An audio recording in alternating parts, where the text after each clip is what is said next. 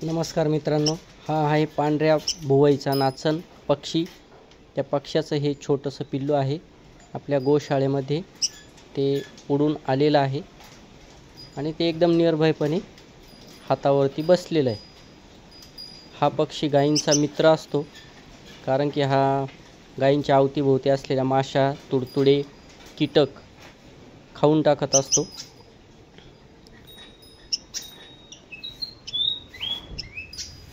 म्हणजे गायींच्या अवतीभोवती माशांचं प्रमाण कमी होतं। हा पक्षी ते कीटक खाताना नाचताना दिसतो बघा। या पक्ष्याची आई बहुतेक आहे ही बघा, ती आलेली जवळ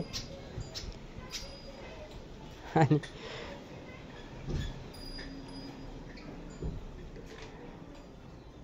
ही बघा।